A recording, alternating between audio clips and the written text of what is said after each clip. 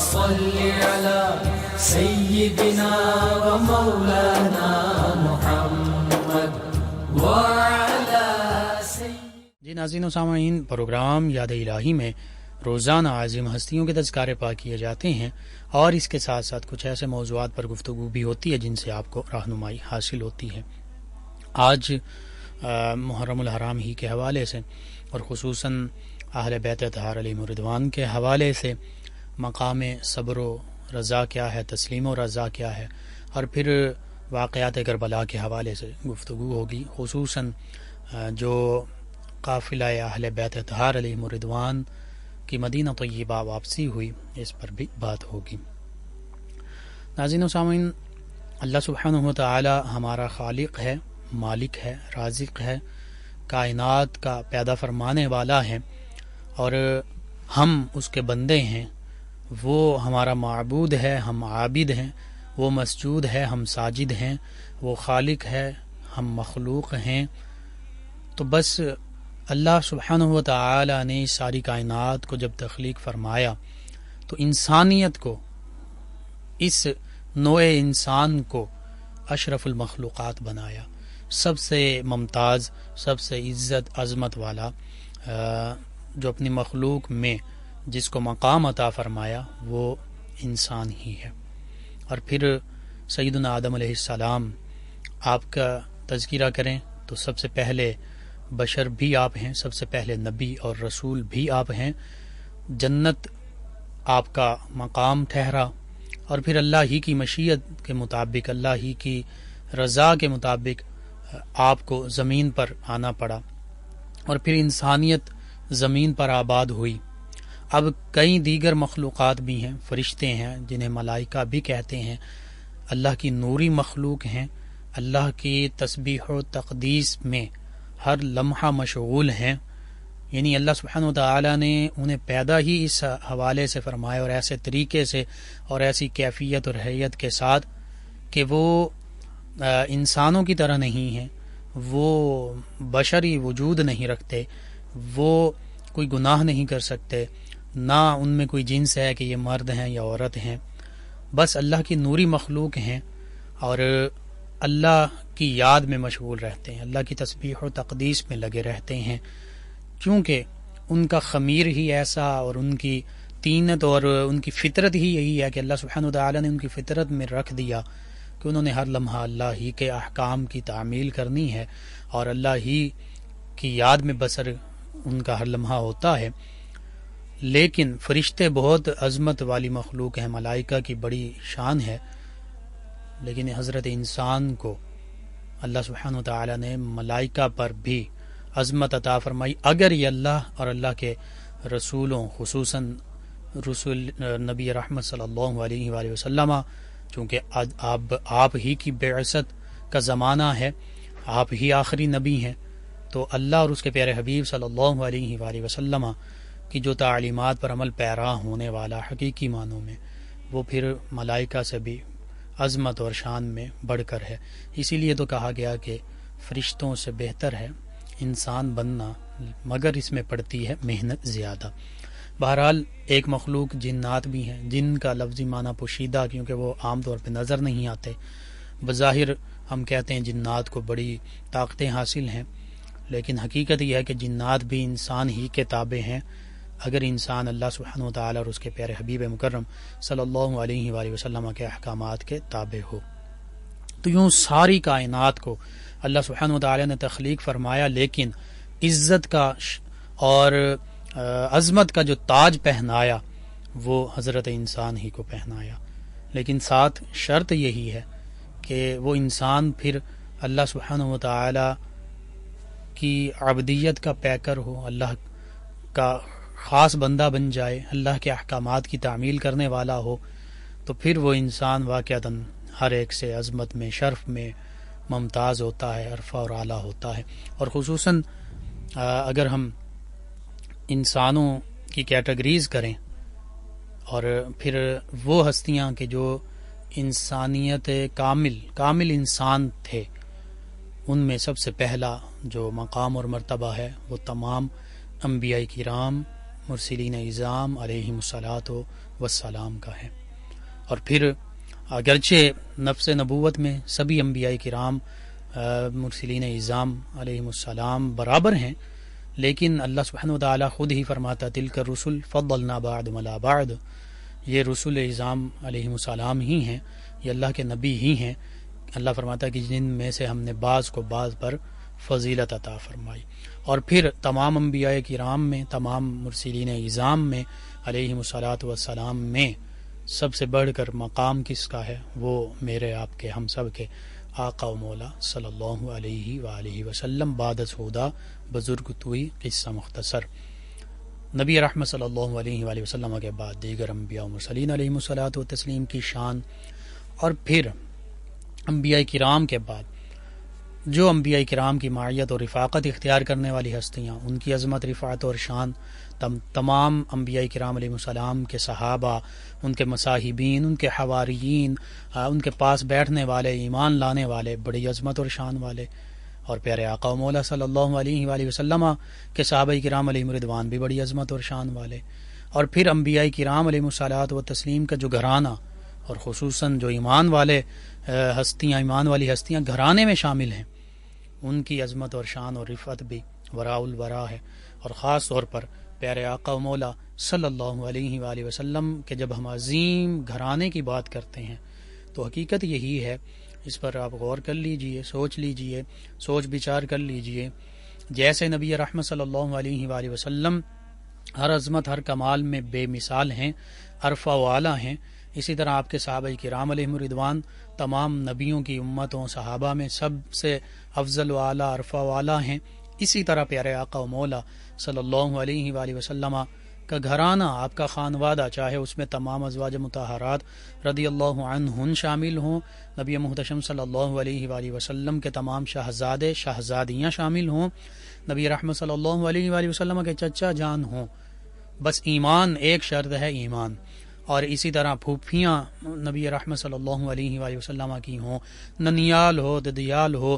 آپ کا اجداد کرام کا سلسلہ ہو، آپ کی اولاد اطہار کا سلسلہ ہو، تو یہ وہ عظیم ہستیاں ہیں کہ حقیقت یہی ہے کہ کائنات میں پھر ان جیسی عظیم ہستیاں نہیں، اس جیسا عظیم گھرانہ نہیں، کیونکہ نبی رحمت صلی اللہ علیہ وآلہ وسلم کے ساتھ ان کو نسبت حاصل ہے۔ اور ہم مسلمان، ایک بندہ مومن، ان عظیم ہستیوں سے،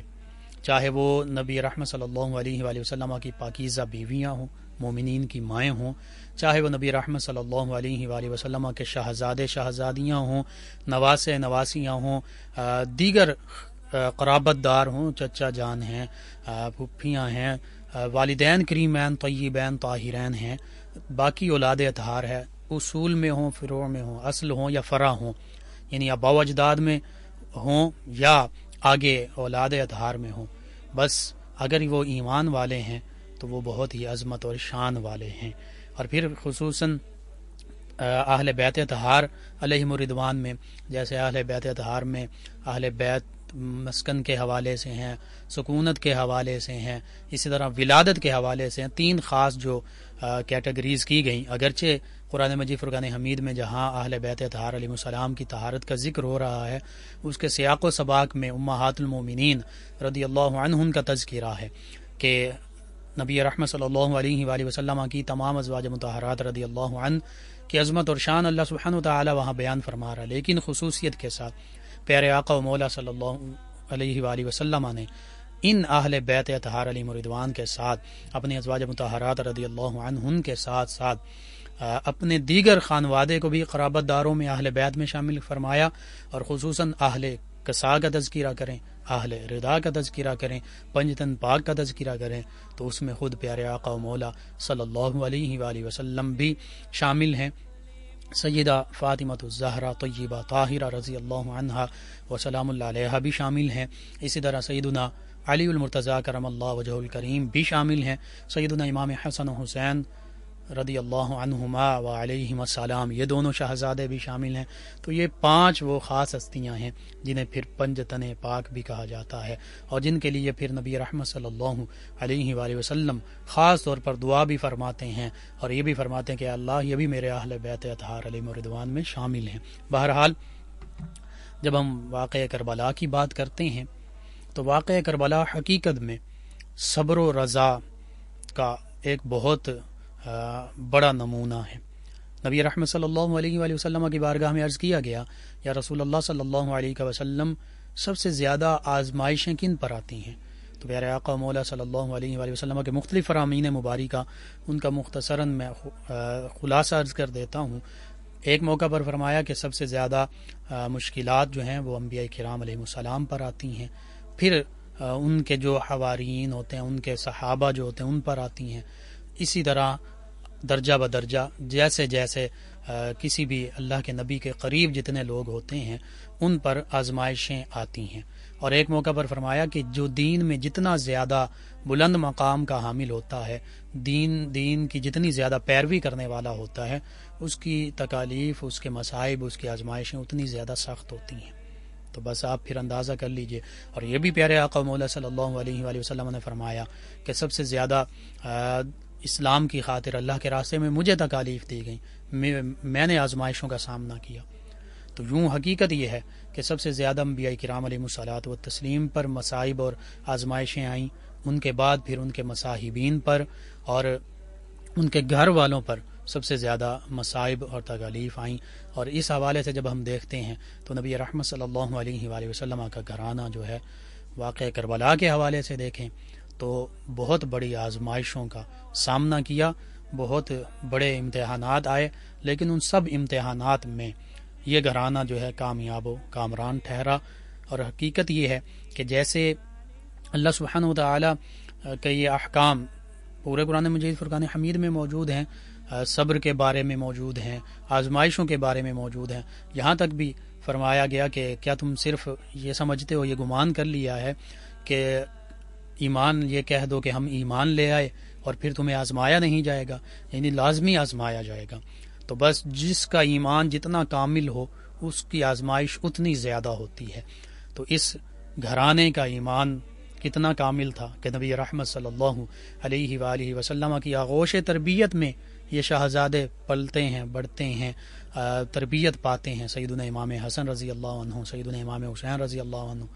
تو پھر ان کی آزمائشیں بھی اتنی ہی بڑی تھیں، اور پھر ان کا مقام بھی۔ اور آزمائش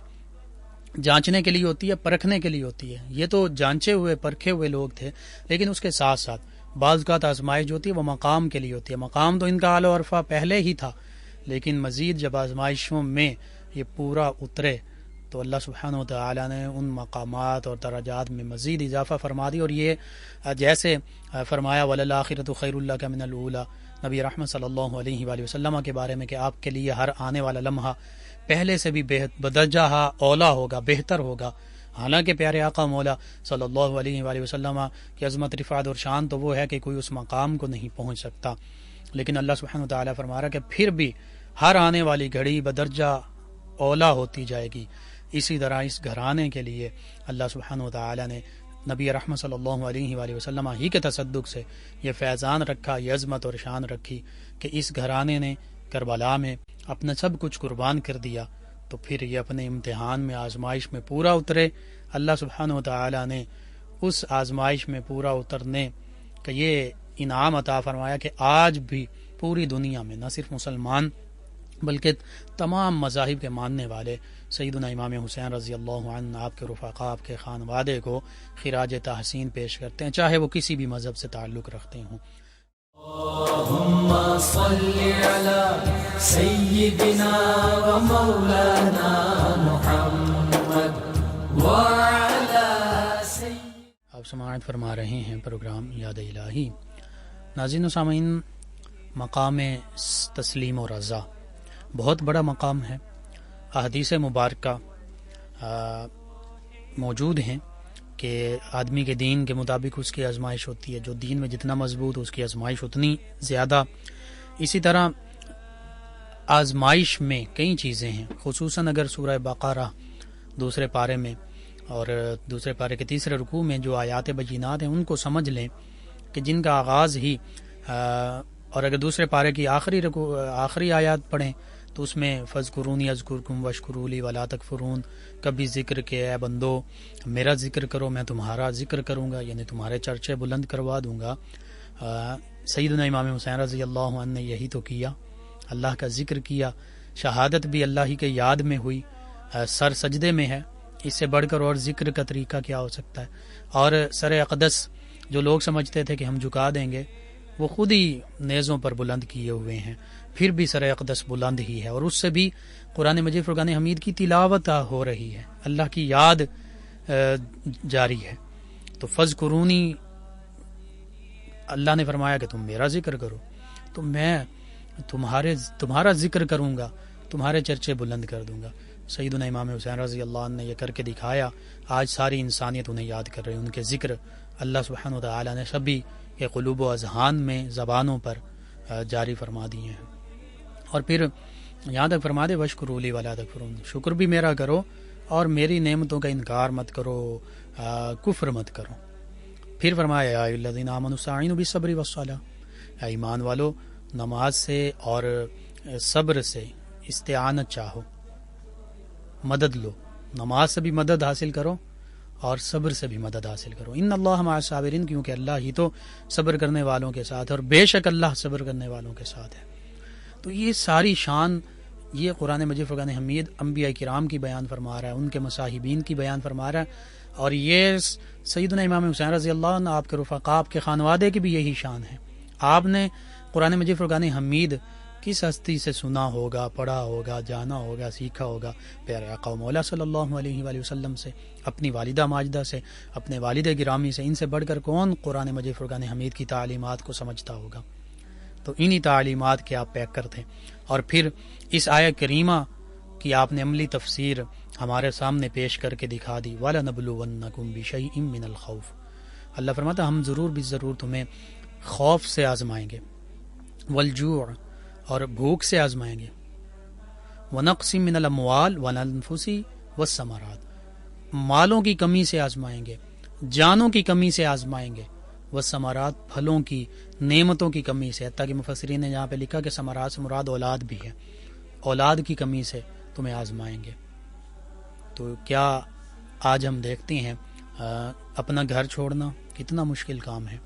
کوئی حتیٰ کہ کوئی رینٹ کے گھر میں بھی رہتا ہو تو جب اسے وہ گھر چھوڑنا پڑتا ہے، اور خصوصاً خواتین اور بچے بھی بہت زیادہ اداسی کا شکار ہو جاتے ہیں، کیونکہ یادیں وابستہ ہوتی ہیں۔ تو پھر جو اپنا گھر ہو، اور پھر جہاں پہ ولادت بھی ہوئی ہو، اور پھر وہ گھر بھی وہ ہو جو اللہ کے پیارے حبیب صلی اللہ علیہ وآلہ وسلم کا بھی گھر ہو، اور پھر وہ مدینہ طیبہ ہو کہ جہاں آج بھی بندہ مومن جانے کے لیے بے تاب اور بے چین بے قرار رہتا ہے، اور خواہش یہ ہوتی ہے کہ وہیں زندگی بسر کرنا نصیب ہو جائے، وہیں موت آ جائے، کہ پیارے آقا مولا صلی اللہ علیہ وآلہ وسلم کا شہر پاک ہے۔ اور حدیث مبارکہ میں بشارات بھی ہیں کہ جو مدینہ طیبہ میں فرمایا کہ جس سے ہو سکے رہے وہ یہیں رہے، اور جس سے ہو سکے یہاں مر سکے وہیں یہیں مرے، کیونکہ فرمایا کہ جو یہاں مرے گا، اللہ کے پیارے حبیب نے فرمایا جسے یہاں موت آئے گی، میں قیامت کے دن اس کا شفیع ہوں گا، اس کی شفاعت کرنے والا ہوں گا، اس کے ایمان کی گواہی دینے والا ہوں گا۔ تو پھر ایسا پیارا گھر ہو، ایسی عظیم ہستیوں کے لخت جگر ہوں، اور پھر گھر چھوڑنا پڑے تو کتنی بڑی آزمائش ہے۔ ان سے پوچھئے جنہوں نے پاکستان بنتے ہوئے اپنے گھر بار سب کچھ چھوڑا، اور اس دوران بھی کئی مسلمانوں کی شہادتیں ہوئیں، تو گھر چھوڑنا بہت مشکل ہوتا ہے۔ اور پھر وہ گھر بھی وہ کہ جو مدینہ طیبہ میں ہو، گھر چھوڑا، پھر وطن بھی تھا، وہ وطن اپنا چھوڑا، اپنا علاقہ چھوڑا، اپنے رفقا، رشتہ دار، عزیز، جہاں بچپن گزرا، جہاں جوانی گزری، وہ چھوڑے، پھر اپنا مال و دولت چھوڑا، اپنی پراپرٹی، اپنی جائیداد چھوڑ دی۔ کیا آج کوئی اس طرح اپنی جائیداد، اپنے مال و دولت، اپنی پراپرٹی چھوڑ سکتا ہے اتنی آسانی کے ساتھ؟ بالکل نہیں۔ تو یہ بہت بڑی آزمائش ہیں جن سے اہل بیت اطہار علیہم الرضوان کی یہ عظیم ہستیاں گزری۔ وَلَنَبْلُوَنَّكُمْ بِشَيْءٍ مِّنَ الْخَوْفِ انہیں اللہ کا خوف ہوتا ہے، اللہ کے علاوہ کسی کا خوف نہیں ہوتا۔ والجوع، اور بھوک بھی ان کے لیے کوئی اہمیت نہیں رکھتی، لیکن اللہ فرما رہا ہے کہ آزمائش میں بھوک بھی ہوگی، تو وہ ہوئی بھوک کی آزمائش کو بھی برداشت کیا۔ ونقص من الموال والانفس والثمرات، اموال کی کمی، اموال وہیں چھوڑ آئے مدینہ طیبہ میں، مال و دولت سبھی کچھ چھوڑ دیا۔ اور حقیقت تو یہ ہے ایک بندہ مومن کے لیے اور ان عظیم ہستیوں کے لیے تو بطور خاص ان کی مال و دولت پیارے آقا مولا صلی اللہ علیہ وآلہ وسلم کا روزہ اطہر ہی تھا، مدینہ طیبہ ہی تھا، سب کچھ وہی تھا۔ مال و دولت صرف روپے پیسے ہی کا تو نام نہیں ہے، ہر جو چیز روحانی طور پر سکون دینے والی، خاص طور پر وہ بڑی اللہ کی دولت، دی ہوئی دولت ہے۔ بہرحال اموال کی کمی کی آزمائش کو برداشت کیا۔ پھر انفس کی جو کمی ہے وہ اس کی تو ایسے ہی اعلیٰ مثال ہے کہ نہ صرف اپنی جان کی قربانی دی بلکہ اپنی آنکھوں کے سامنے امام علی مقام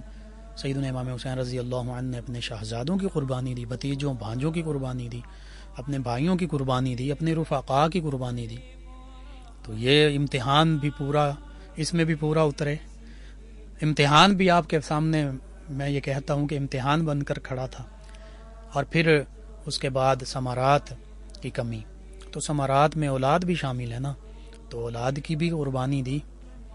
اور پھر اللہ سبحانہ وتعالی نے کیا اجر عطا فرمایا وہ بھی اسی قرآن مجید فرقان حمید میں ذکر ہے۔ سبھی صابرین کے لیے یہ ہے اور ان عظیم ہستیوں کے لیے بھی یہی بشارت ہے۔ وبشر الصابرین، فرمایا میرے پیارے حبیب صلی اللہ علیہ وآلہ وسلم آپ ان صبر کرنے والوں کو بشارت دے دیجئے، خوشخبری عطا فرما دیجئے۔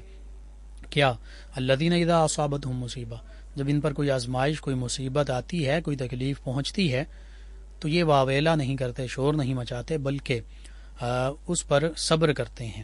اور کیا کہتے ہیں؟ سیدنا امام حسین رضی اللہ عنہ یہی کہتے تھے، جو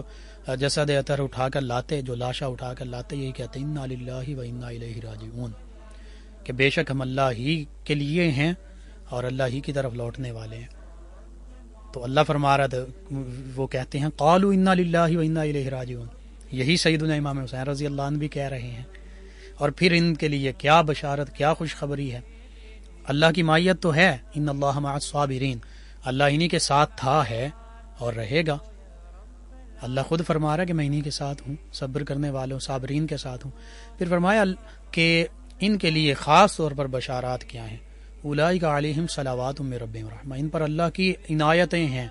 اللہ کی طرف سے نوازشیں ہیں، اللہ کی طرف سے انعامات ہیں، مہربانیاں ہیں، ورحمہ، اور رحمت بھی اللہ کی انہی عظیم ہستیوں کے لیے ہے۔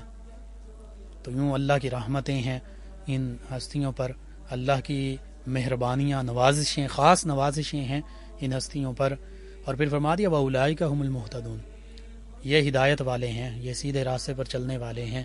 تم بھی ہدایت چاہتے ہو، سیدھا راستہ چاہتے ہو، اہدنا الصراط المستقیم کی دعا کرتے ہیں نا، تو نبی رحمت صلی اللہ علیہ وآلہ وسلم کا راستہ، صحابہ کرام علیہم رضوان کا راستہ، ان صابرین کا راستہ، کیونکہ اللہ فرما رہا وَأُولَئِكَ هُمُ الْمُهْتَدُونَ، یہی جو صبر کرنے والے ہیں اہل بیت کرام علیہم رضوان، یہی مہتدون ہیں، ہدایت یافتہ لوگ ہیں، سیدھے راستے پر گامزن لوگ ہیں۔ اور پھر کائنات انسانی نے دیکھا، بلکہ سبھی کائنات نے دیکھا، زمین آسمان نے دیکھا، فلک نے دیکھا واقعہ کربلا کو کہ کیسی عظیم قربانی پیش کی گئی، اور اس کے بعد صبر و تسلیم اور رضا کا مقام کیسا تھا۔ سیدنا امام علی زین العابدین رضی اللہ عنہ، سیدہ زینب رضی اللہ عنہا، انہوں نے پھر قافلہ اہل بیت کی قیادت اور سربراہی سنبھالی، اور ابن زیاد کا دربار ہو، یزید کا دربار ہو، شجاعت حیدری کے ساتھ، جرت و بہادری کے ساتھ خطبات ارشاد فرمائے، اور وہ در و دیوار ان لوگوں کے، ان بدبختوں کے جو بظاہر محلات بنائے ہوئے تھے، لرز اٹھے، لوگ جو ہیں ان کے دلوں میں یزید کے خلاف نفرت پیدا ہو گئی۔ بہرحال پھر دمشق میں یہ قافلہ جاتا ہے، وہاں پر سیدنا امام علی زین العابدین رضی اللہ عنہ آپ بھی خطاب فرماتے ہیں، تو یزید اس موقع پر اذان کا حکم دے دیتا ہے۔ پھر بھی آپ جب اشہد ان محمد رسول اللہ صلی اللہ علیہ وآلہ وسلم اذان پکارتا، فرماتے ہیں یہ کس کا نام لیا جا رہا ہے؟ ہمارے ہی جد امجد ہیں، ہمارا ہی نام لیا جا رہا ہے۔ پھر اب یہ حکومت بھی اور سیاست بھی بڑی عجیب چیز ہوتی ہے، انسان اپنے اقتدار کے لیے اپنے ظاہری شان و شوکت کے لیے کیا کچھ نہیں کر بیٹھتا. ہر قسم کی چالیں چلی جاتی ہیں, بظاہر ہمدردیاں بھی حاصل کی جاتی ہیں. تو بس پھر یزید نے ہمدردیاں حاصل کرنے کے لیے, اپنی اقتدار کو پروان چڑھانے کے لیے بظاہر اہل بیت اطہار علیہم الرضوان کے ساتھ مجبوراً اس کو جو سختی تھی اس سے پیچھے ہٹنا بھی پڑا. اور پھر سیدنا نعمان بن بشیر رضی اللہ عنہ صحابی رسول ہیں, جن کو گورنری کے عہدے سے صرف اس لیے معزول کر دیا گیا تھا کوفہ کی گورنری سے کہ یہ سیدنا امام حسین رضی اللہ عنہ سے لڑنا نہیں چاہتے تھے, ان سے مصالحت چاہتے تھے, کسی قسم کی کوئی ان سے بے ادبی نہیں کرنا چاہتے تھے اور کوئی سختی نہیں چاہتے تھے. تو بہرحال یہی صحابی رسول رضی اللہ عنہ اس قافلے کے ساتھ دمشق سے مدینہ طیبہ کی جانب چلے. اور جب مدینہ طیبہ یہ قافلہ پہنچا ہوگا, کیسا سما ہوگا, رقت آمیز مناظر ہوں گے. اور پھر چند وہ نفوس قدسیہ جن میں صحابہ کرام علیہم رضوان بھی شامل ہیں, چند اکابر صحابہ کرام جو بزرگ ہو چکے ہیں, چونکہ 61 ہجری ہے تو نبی رحمت صلی اللہ علیہ وآلہ وسلم کے وصال کو بھی تقریباً ظاہری طور پر پردہ فرمائے ہوئے بھی 51 برس گزر چکے ہیں. پھر تابعین یا صحابہ کرام علیہم رضوان کی اولادیں ہیں, اہل بیت اطہار علیہم رضوان ہیں, ان کی اولادیں ہیں. تو وہ کیسا سما ہوگا, کیسا منظر ہوگا. بہرحال حتیٰ کہ اس کے بعد بھی یزید کو چین قرار نہیں آیا. مکہ المکرمہ پر اس نے حملہ کیا, مدینہ طیبہ پر حملہ کیا, واقعہ حرہ پیش آیا. یہ سارے واقعات جو ہیں یزید کے کردار پر بدنما داغ ہیں اور جو تا قیام قیامت رہیں گے. ہاں, سر بلند رہے گا تو اہل بیت اطہار علیہم رضوان کا نام سر بلند رہے گا, ان عظیم ہستیوں کی عظمت اور شان سر بلند رہے گی. اور انسان کو بیدار تو ہو لینے دو, ہر قوم پکارے گی ہمارے ہیں حسین. ناظرین, ہمیں جوائن کیا غلام یاسین صاحب نے, کہتے ہیں السلام علیکم. جی وعلیکم السلام. کہتے ہیں کہ عمر سعد کس کا بیٹا تھا؟ جی, یہ سیدنا سعد بن ابی وقاص رضی اللہ عنہ ان کا بیٹا ہے. لیکن یہ بھی اللہ ہی کی قدرت ہے کہ دیکھیے, باپ نبی ہیں سیدنا نوح علیہ السلام, بیٹا جو ہے وہ کافر ہے. باپ سیدنا آدم علیہ السلام ہے, بیٹا قابیل ہے, قاتل بن جاتا ہے. تو یہ اللہ تعالیٰ کی طرف سے, اور خصوصاً انسان کو چونکہ دو راستے دکھا دیے گئے, برائی کا بھی اچھائی کا بھی, اب انسان کو یہ اختیار دے دیا کہ وہ کس راستے کو اختیار کرتا ہے. والد گرامی اللہ کے پیارے حبیب صلی اللہ علیہ وآلہ وسلم کے صحابی ہیں, لیکن خود یزید کا دست راست ہی بنا ہوا ہے اس کے اشاروں پر, اور حرص لالچ میں کیا نہیں کر گزرا. بہرحال ان کے علاوہ ہمیں جوائن کیا ہمارے لسنر ہیں افتخار ڈوگر صاحب ہیں, اور ان کے ساتھ ان کے بچے جو ہیں وہ ہمیں سماعت کر رہے ہیں. غلام رسول ڈوگر ہیں, احمد ڈوگر ہیں,